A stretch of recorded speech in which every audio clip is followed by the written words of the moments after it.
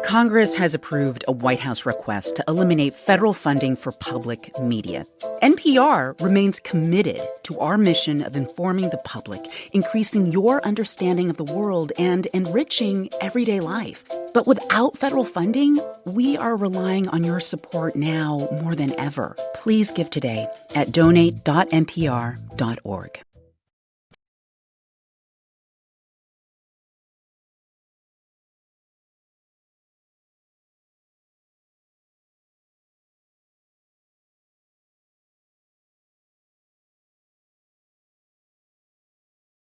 Hello and welcome to Car Talk from National Public Radio with us, Click and Clack, the Tappert Brothers, and we're broadcasting this week from the Historic Preservation Pavilion here at Car Talk Plaza. Historic Preservation Pavilion? Well, we received in the mail recently two very interesting and products of historic proportion. At least one of them is. We've referred to this one many times on the show. I mean, it's an urban legend, this stuff. It is. I mean, it's one of those things that you don't even know if it really ever existed. It's sort of like Atlantis. I mean, people keep talking about it, but no one's ever actually seen it. Or a Red Sox World Series victory. Yeah, one of those. And here it is, a spray can of cosmoline. Oh, my God. Cosmoline exists. Here Cosmoline it is. does exist. I'll hold it up to the microphone. This is the stuff of legend. It was reported that there were thousands of U.S. Army surplus Jeeps that were for sale. I remember when I was a kid, they were 50 bucks a piece. They're always $50. Yeah, and they were packed in cosmoline. They're packed in $300 worth of cosmoline to preserve them. So no matter what happened to them. Yeah, I mean, you couldn't even pack them in $50 worth of cosmoline. Well, where did that story ever come from? Well, it may have come from Houghton International, which is the maker of cosmoline. And they still make the stuff, and they even got it in a spray can. These cans are from World War II. No, they still make it, and it contains, I suppose I can divulge. There's a reference here to Dwight D. Eisenhower. Anyway, the stuff contains three very interesting ingredients, which I'll share with you. Yeah. Startered solvent. Oh, don't you love it? We don't have to go any farther. Hexylene glycol. See, we could figure that out. Which is what gives it that greasy feel. Yeah. And 1,2,4-trimethylbenzene, which is what makes it toxic. I could even draw the Fisher diagram for that. You could. I'm sure you could. I mean, when you've taken organic chemistry as many times as I have, trying to pass it. Wow. And well, obviously the stuff is a preservative, and I thought that I would try a small little test. Yeah. So I decided to see if I didn't want to try to preserve the entire dart because I thought it would be too much of an undertaking for this one little can. So I thought I'd try, like, the driver's seat. So before the show started, I didn't do the whole seat. I just did the back of it. Oh. So you won't get your pants wet. But, yeah? Don't worry. It looks beautiful. Well, you'd be happy to know that I also did a test. You know that orange soda you're drinking? Yeah. How's it taste? I'm just trying to find out if the stuff tastes a little like trimethylbenzene, actually. I'm trying to find out if the stuff is poisonous. I put a little in just before the show.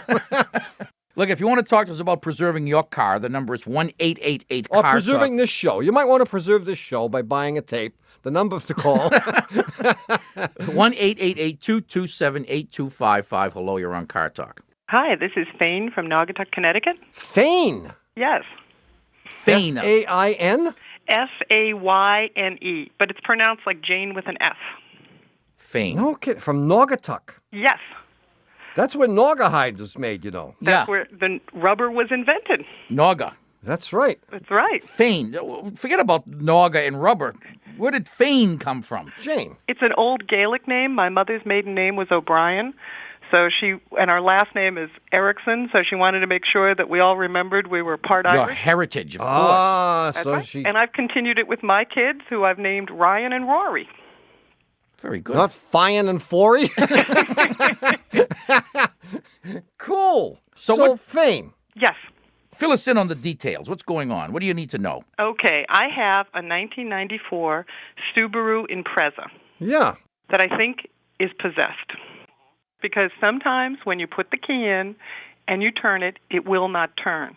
Otherwise... Oh, the key won't actually turn. The key doesn't actually turn, but then sometimes you put it in and it turns extremely easily, and I can't figure out the difference. I've had it that I couldn't start the car, my husband couldn't start the car, and then my daughter's playing in the driver's seat. She turns it, and it starts. And, of course, you let her drive, right? She's only 4 years old. Yeah. She's 8. We don't let her drive yet. Yeah. Next year. At first, I thought it was maybe something with the key, because I sometimes kind of use the keys for other things, like opening mail. Opening cans and stuff, right? Exactly. Yeah. So I got a new key. That didn't help. I used the alternate key the dealer gave me. That didn't help. And how, if you needed to get it started, what would you do? You just keep trying, and then sometimes it'll eventually just turn, but it's not even hard to turn. Do you do anything with the steering wheel? There you go. I tried that a couple of times. I thought maybe it was locked or something, so I tried to adjust the steering wheel, but that seemed to have had no impact on it. Well, Really? adjusting it wouldn't do it. What might do it is moving the wheel as much as you can, which isn't very much, left to right while trying to turn the key. I have to think that it's the steering wheel lock that's doing it. Right. So next time you try it, turn the key, try to turn the key. If it doesn't turn, just take the steering wheel and jiggle it back and forth a little bit, left to right. While you're trying to turn the key. While you're trying to turn the key. Okay. And if that doesn't work, then you need a new But ignition you have to get two planes of motion. You need the jiggling left to right in the wheel and the turning of the key. Yeah, you might not be able to do walking that. and chewing gum at the same time. It's like rubbing your stomach and patting your head. Okay. So you might have trouble doing this. But what you could do, if this worked, is the way most cars do it. I don't know exactly how Subaru does it, but I think they do it with a little peg that pops out when the key is in the lock position. And it locks out and it locks the column. And it may be a simple matter of having somebody grease that thing. Okay, and it doesn't have. My husband thinks it might have something to do with the fact we have 117,000 miles on it. Yeah. Well, it might. could. Well, I mean, the truth is the lock could be worn out too. Yeah. If it doesn't, if jiggling the steering wheel doesn't help, then the lock is what needs to be There are two replaced. pieces to when you stick the key in. There's a switch, but the part that the key goes into is the lock, and the lock is what keeps the switch from being turned by unauthorized users. That's why we have keys. That's why we have keys, and the key goes into the lock. So the lock may be bad. You could try spraying some lubricant into the place where the key goes. Yeah, go to the hardware store and they sell lock lubricant. Lock lubricant. Yeah. Okay. That stuff works amazingly well. Okay. I guarantee you that that's going to fix it. And if it doesn't fix it, I will come to Naugatuck and I will lubricate the steering wheel lock for you myself. I'm going to do this. I'll and take call my you wheel back. puller with me. Good. Call him, please. Get him away from me. See you, Fain. Okay, thanks. Thanks for calling. Bye-bye. 1-888-CAR-TALK. That's 888-227-8255. Hello, you're on Car Talk. Hi, this is Jim from Winters, California. Jim. Winters. Yes, Winters. Well, that must be a cruel joke. Where were you, in Southern California? Well, it gets down to the 50s in the winter, so Oh, tough. pretty tough. Oh, it's Northern California. Northern California, yeah. It's How north? You know. north of San Francisco and Oh, really? Way up west there. of Sacramento. Oh, I know where you are. Yeah. Yeah, you're right where all the earthquakes, so the earthquake epicenters are. They're right there, aren't they? Well, I guess so. We were destroyed by earthquake, I guess, about 100 years ago. So. Yeah, well, Yeah. you got plenty of time. Oh, yeah. Yeah. Yeah, I mean, those Couple only more come 100 like every 100 years.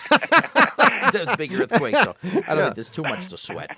So what's up? What's up? Well, I have an 86 Toyota 4Runner. It's had this problem for about 2 or 3 years where occasionally it just won't start. You can't jump start it. That doesn't make a difference. It still won't start. However, yesterday I discovered that you could go around the ignition system. You can go straight to from the battery to the starter, and it starts up. Good. Yeah. That's excellent. And it only happens once in a while. Who taught you how to do the jump to the starter, to hyperspace? The guys at our local auto parts store. Excellent. Oh, yeah. Yeah. I'm learning how to hot wire cars and everything. Oh, and they didn't try. Oh, these guys should But have. why didn't they sell you the piece that you need? Which is Well, a I remote guess they didn't know starter which switch. Yeah, what's wrong with the remote starter switch? You need a starter relay. A starter relay. Well, you A may. solenoid. You may, but I think it's more likely you need the starter motor. You'd think so. Yeah. Well, now, I can start it if I go past the ignition switch and all the other electrical stuff that's on there to the starter, then the starter turns over fine. Yeah. Yeah, I know, but it turns over fine a lot of other times too. In other Yeah. words, it doesn't always misbehave when you turn the key. And it may be that just jumping right from the starter hot wire to the solenoid wire is enough to get the thing kicked over. Whereas when you make the electrons go the whole route through the key and the relay and all that jazz, they get tired. They get tired, and they don't make it. And it doesn't energize the solenoid. And if the solenoid doesn't get energized, the thing won't fire up. Okay. This has a gear reduction starter, and these starters are famous for having exactly the problem you described. The way to solve the problem is the next time it won't start, have an assistant get in the thing and turn the key while you tap the starter motor with a rock. With your shoe. A rock would be good. I don't want to destroy the starter. I just want to give it a little... Yeah, right. you just want to give it a So while nudge. the person is holding the key all the way to crank, you give it a shot with the rock or with a small hammer or whatever, and it'll fire right up, and that'll tell you that the starter's NG. Okay. That's technical lingo for no good. All right. You See write you- that down. See you, Jim. All right. Well, thank you very much. All righty, Good luck, Jim. Bye. Bye-bye. See you later. Okay, Tommy, quick. You remember last week's puzzler? Certainly. It's about the airplanes with the bullet holes in them. No, that was in 1992. But you were close.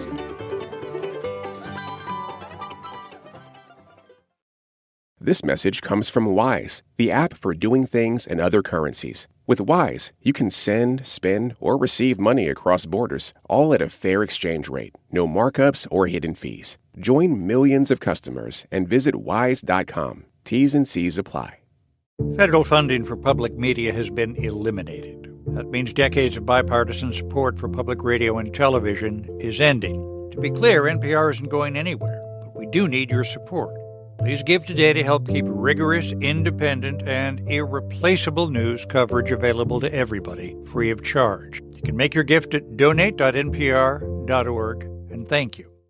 Federal funding for public media has been eliminated, which means decades of support for public radio and television from both political parties is ending. To be clear, NPR isn't going anywhere, but we do need your support. We hope you'll give today to keep rigorous, independent, and irreplaceable news coverage available to everyone free of charge. Make your gift at donate.npr.org, and thank you.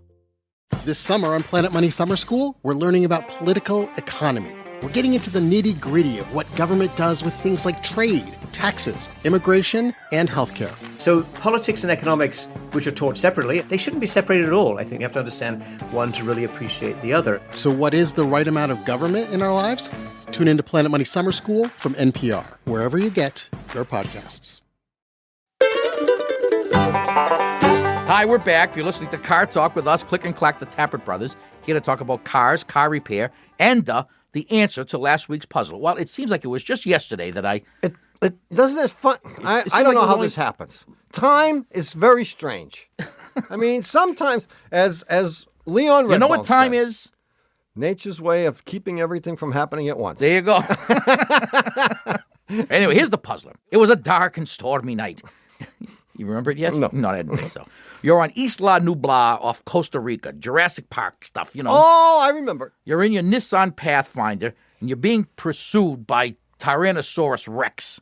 And your only hope is to get off the island because otherwise you're going to be passing through the digestive system of said Tyrannosaurus Rex. And you have to make it to the dock because that's where your little boat is. If you don't make it to the dock, yeah, you're going to hop on the boat. You're done for. Away you go because you know that the big Rex can't swim. Right. At least we don't know that. We don't know. We don't know. You're hoping. You're hoping. Yeah, so He doesn't have to swim. He walks on the bottom. the harpies are circling over, wrong era. The pterodactyls are circling overhead. You're driving along and you come to a fork in the road, and one road takes you to certain death because you don't know where that Back goes. into the jungle. And the other one takes you to the dock where your little boat awaits. Sitting at the fork are two guys. Now, I failed to mention, on this island there are either liars or truth tellers. You know, one road leads to death, the other to the dock, and you can ask one question of either one of the two guys. One of these guys is a liar, and one of them's a truth teller. And But they you don't know, have any like insignia on their heads or anything no, like that. you have no way of identifying them. And the question very simply is there one question you can ask of either of these guys Yeah. that'll absolutely, unquestionably get you on the right road to the dock? Yeah. I got it. Okay, you got it? You got the answer? I got my answer. Well, here's the question I would ask.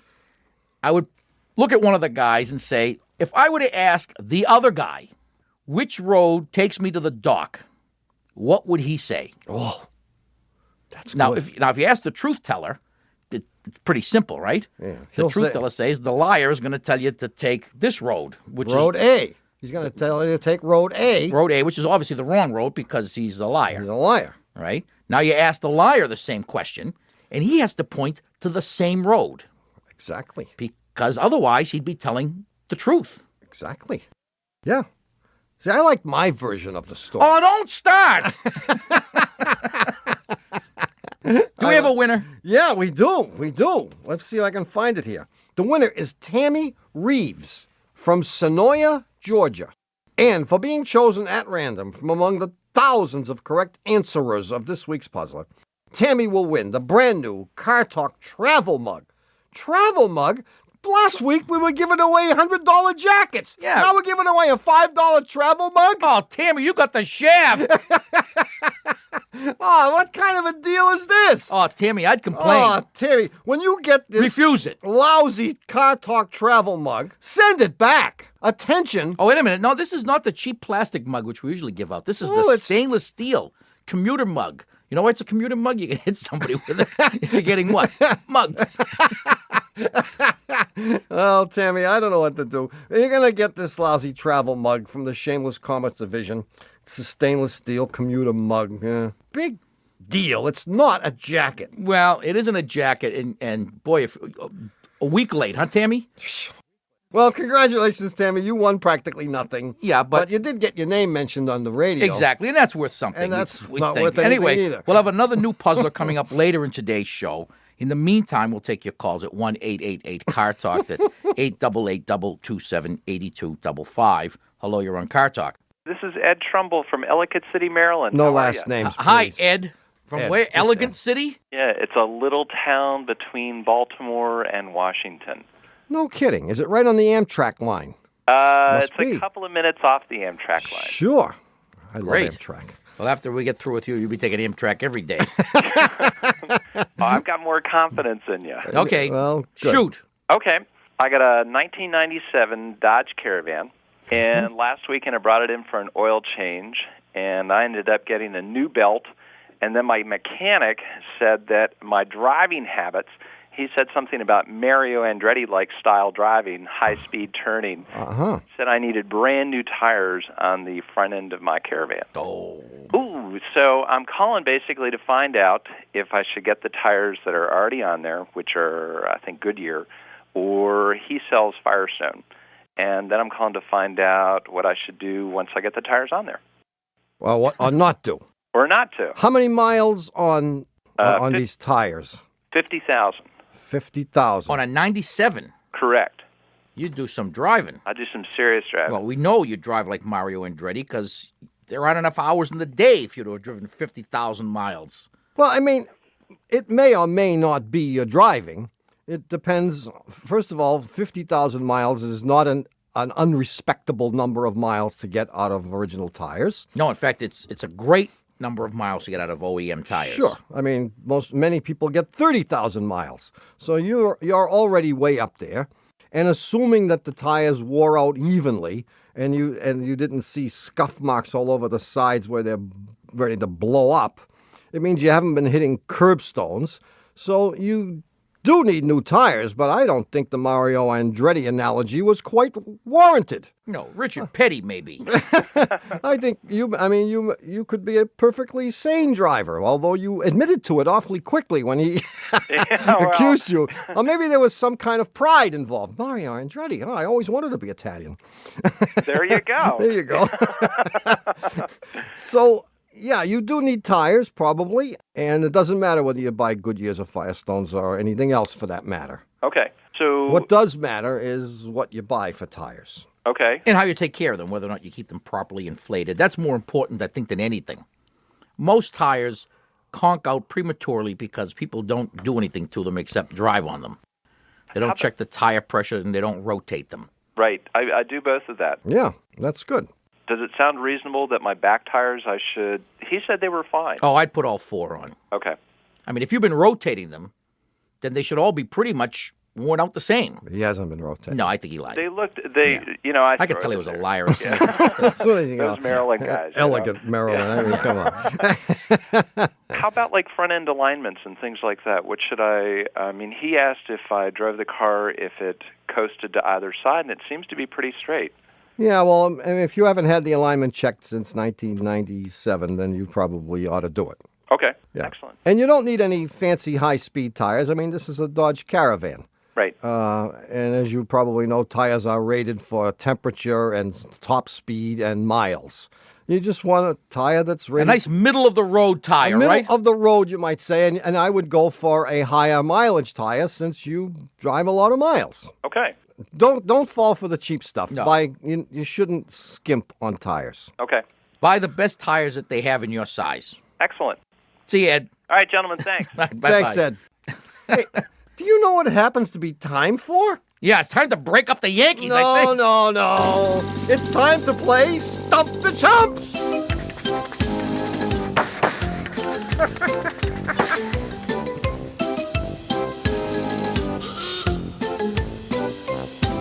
A few years ago, the FCC notified us that our caller mortality rate was way above average. So as part of a plea bargain arrangement, once every couple of weeks, we invite a past caller back onto the show to follow up with him or her, as it were. Yes, either on mechanical or estate planning issues, depending on the circumstances, right. Of course. And today's contestant is Lisa from Washington.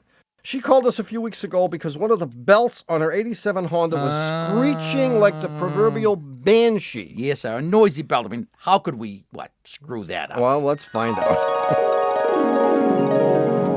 You should probably just live with the squeak.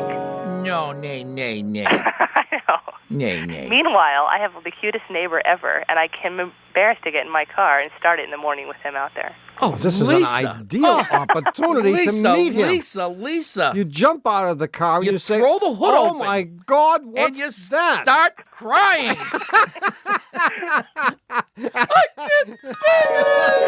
Oh my God. That's my favorite cat. So in addition to the belt problem, we're on the hook for her love life too, I guess. It seems that way. Anyhow, it says here that we told her belt was either worn, loose, or not the right belt for her car. Sounds good. Lisa, are you there? I'm here. All right, Lisa, before you tell us about the wedding plans with Fabio next door, we have to common Mirandize you. Is that okay? That's All fine. right, listen up. Lisa, is it true that you have not been offered any inducements or grants of immunity by the House Judiciary Committee in the exchange FCC. for a favorable response here today?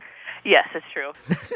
All right, what happened? Okay, so upon your advice, I decided that it had nothing to do with the pulley, which the first two guys told me. Yeah. And so I took it to Dave, the expensive mechanic, and sort of gave him your spiel about the belt, and that kind of gave him the history, and he just sort of nodded and took my car and called me the next day and said, it's fine, and I picked it up, and no more squeak. He said it was the belt, and he tightened it, and life is good. Holy cow!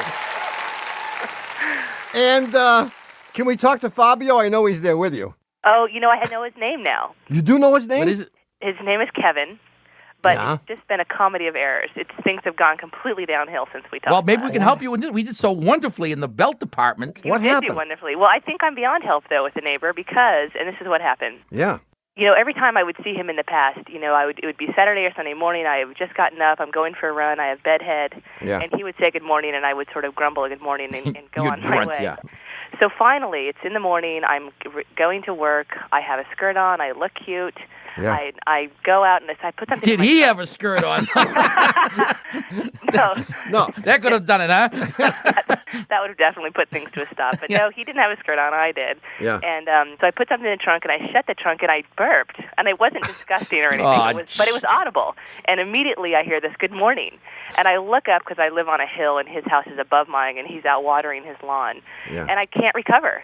So I just say good morning and get in my car. And to make matters worse, my housemate takes it upon himself to bring this up in a conversation at another time. He, of course, never heard me burp, but now he knows I did, and so I just can't even look him in the face anymore. Well, maybe, I don't think so. You don't think so? I don't think so. I don't think you have to worry about that. I mean, there are certain bodily functions which there's not much we can do about. Especially at my brother's age. You wouldn't believe the kind of stuff he does. So if you don't act now, think of what it's going to be like in a few years. No, has he changed his attitude toward you visibly? Well, the next morning I was going for a run, and I went past him, and I did get a funny look. But at this point, I didn't know that he had talked to my housemate. So, Well, the fact that you have a male housemate might be a little deterrent to the guy. Right, that might be an encumbrance. yeah, but my male housemate has a wife who also lives there. Well, that doesn't. No. Are you kidding me? that even adds more to it. He thinks the little menage is going on there. No. What do you mean, no? How would he know? How would he know? Does he have binoculars? I think you have to just start batting your eyelashes. I mean, it's an age-old trick. It works every time because men are very, very stupid. No, if you show any interest in him whatsoever, and I think maybe explain the living circumstances, the living arrangement. See, she doesn't have an opportunity to break the ice. All you can say is good morning, good morning, good morning. How many times can you say? Well, he's out there watering the flowers. Have you ever been curious about what kind of flowers he has? Oh, that's a good thing. Or why he's out there watering them? And why he's not going to work?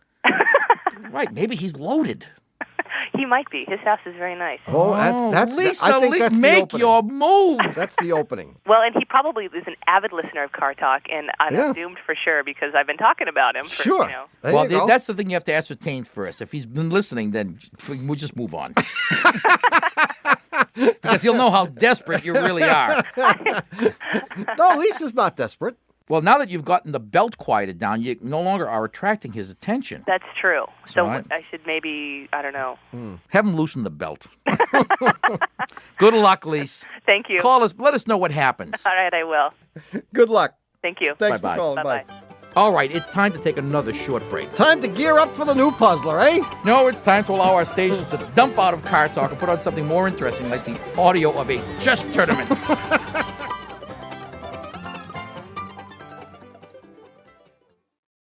As AI permeates every aspect of our lives, who are the people behind this huge inflection point? What keeps them up at night? I fear that what it means to be human may suddenly not be our own. We've got a special series from NPR's TED Radio Hour. It's called The Prophets of Technology.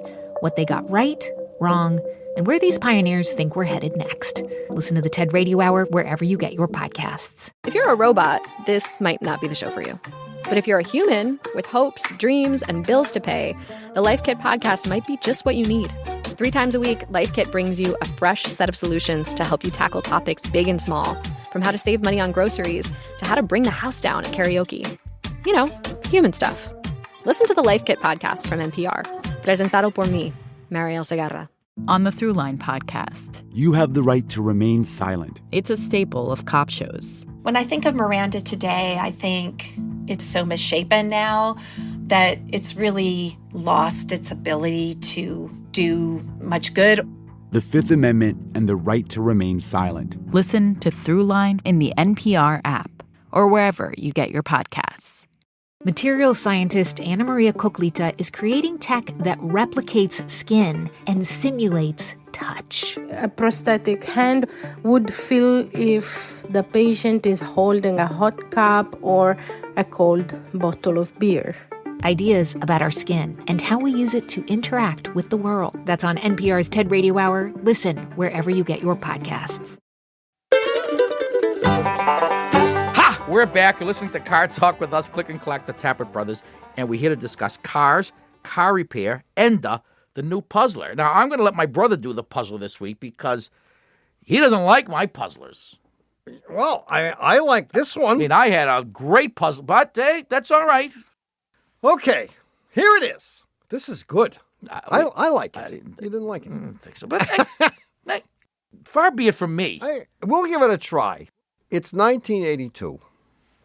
Should I be writing this down? It would help. Okay. John is 12 years old.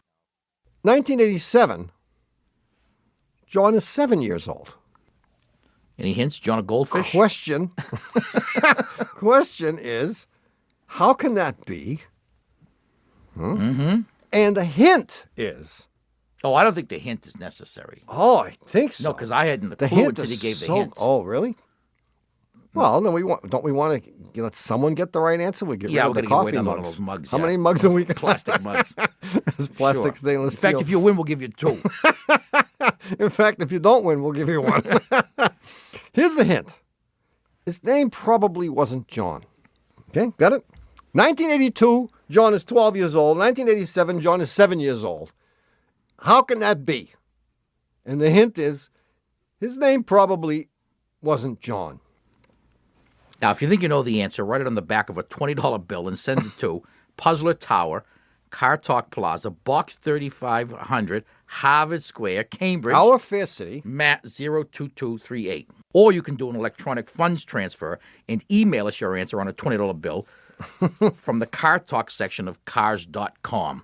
And if you'd like to call us and complain about the puzzler, the number is 1-888-CAR-TALK. That's 888-227-8255. Hello, you're on Car Talk. My name is Ellen, and I live in Amagansett, New York. Amagansett. Amagansett. Is Amagansett. Very good. Yeah, that's Yeah. what It's out in the Hamptons. Oh, in the Hamptons. Oh, excuse me then. And what kind of a Mercedes do you drive, Ellen? I'm sorry to say I drive a 1991 Dodge Caravan. Oh, Ellen! What happened to you? Everyone else got a Mercedes. I'm cash poor. I have a big house, but I don't have anything else. So I watch all the latest and greatest drive our roads out here. You live in the Hamptons year-round. Yes, I'm a year-rounder here. What happens in the winter there? Not much, huh? Nothing. I love the way you said that. I got the real sense of how little that is. Yeah. So what's up?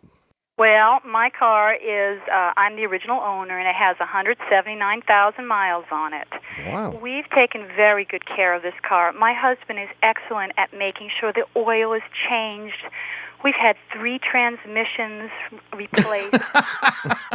We've had a fuel pump replaced. We've had the ABS brakes replaced. I mean, this is our special car, okay? Yeah. And I want to run it to the ground. You've already done that. You're doing that. We're working very hard at this right now.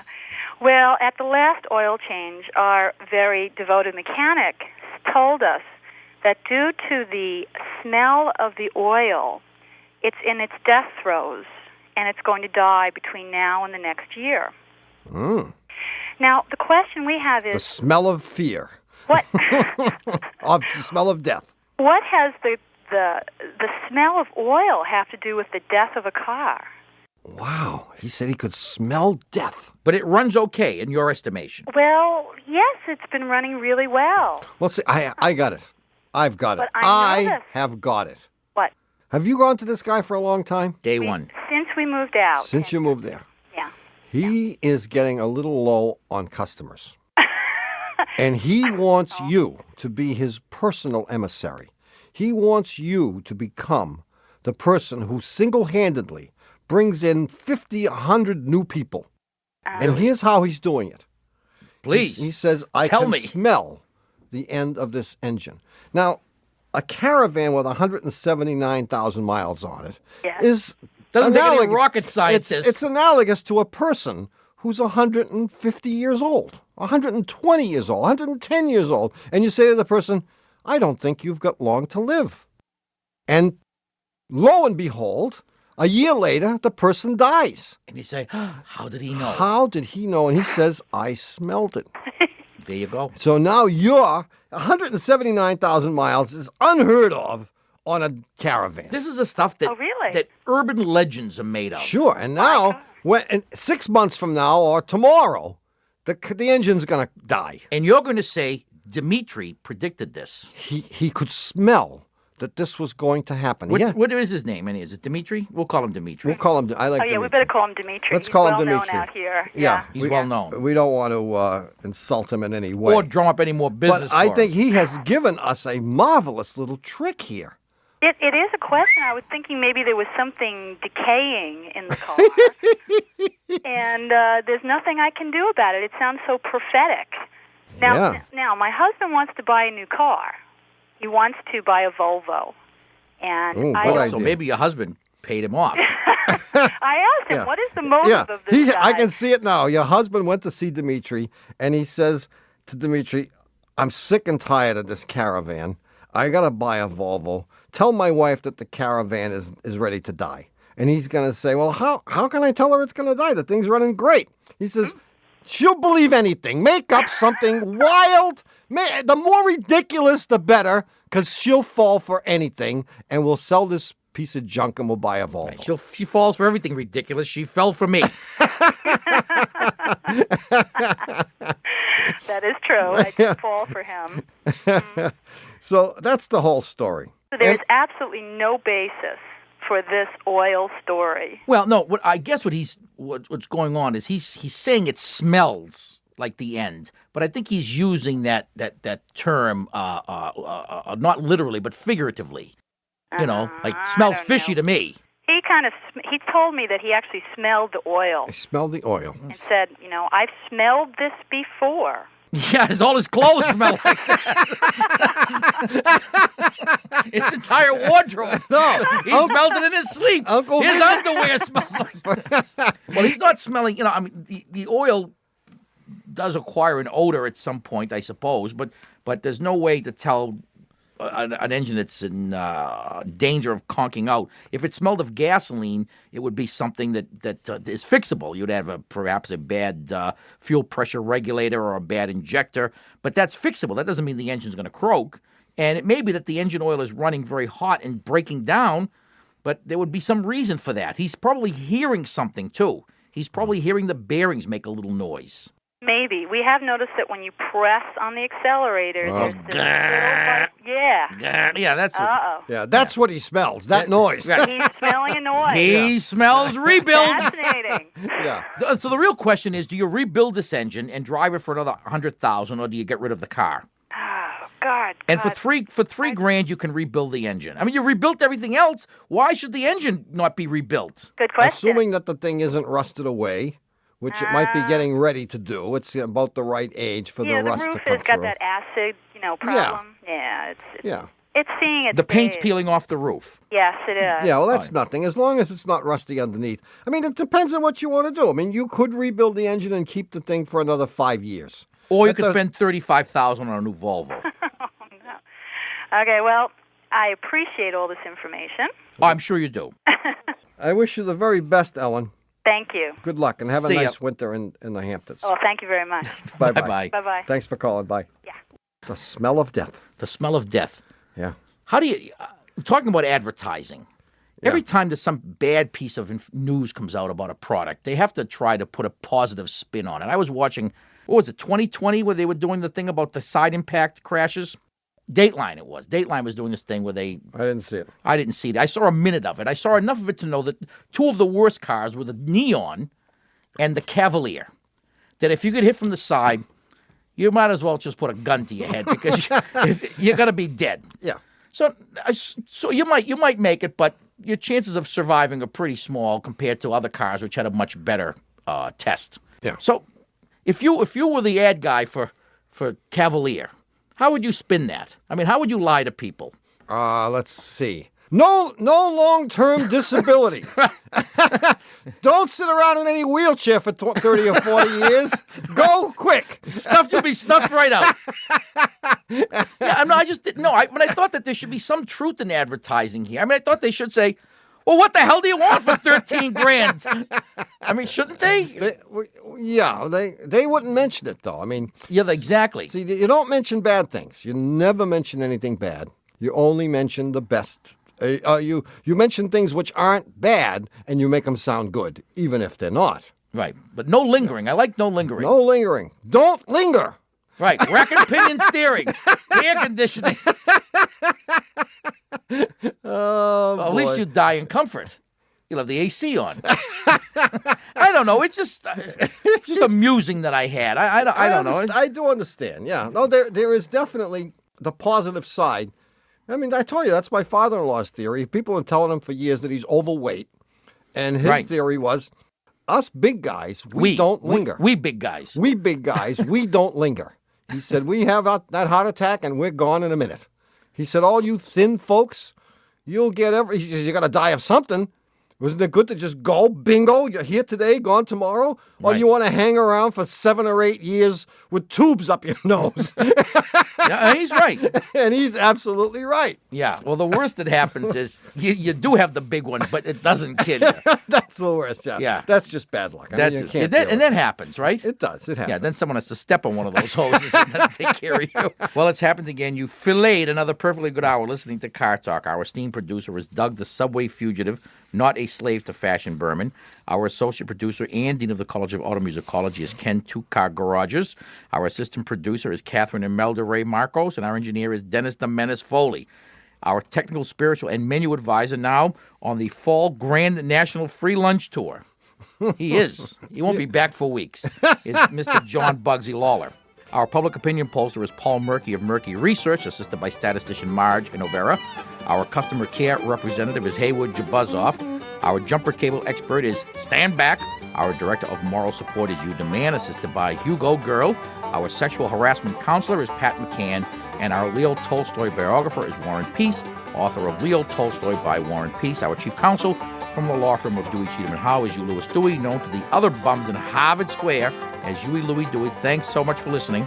Rick Lick and Clack the Tappet Brothers. And don't drive like my brother. Don't drive like my brother. And don't drive like my brother. Don't drive like my brother. We'll be back next week. Bye-bye. And now a special treat. Here is Car Talk Plaza's very own motivational speaker, Mr. Vinny Gumbats. Vinny? Hey, now, if any of you losers want to be successful and popular like me, you need a copy of this here program, which is number 42.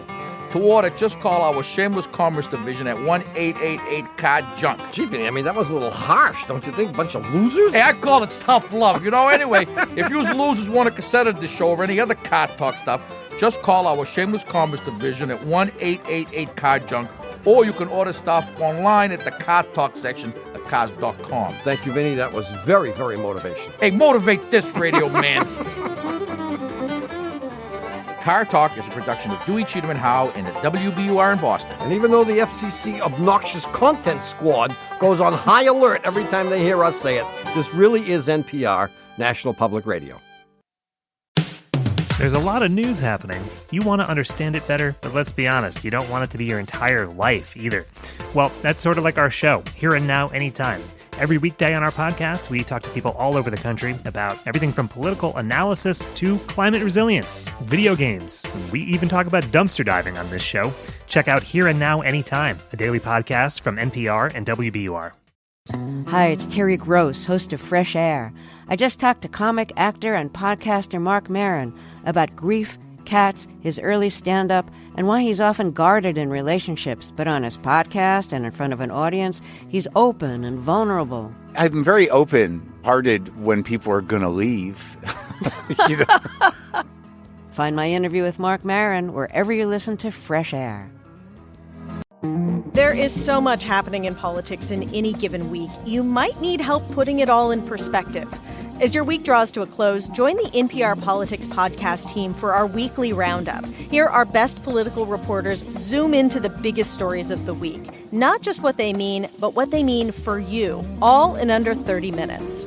Listen to the weekly roundup every Friday on the NPR Politics podcast.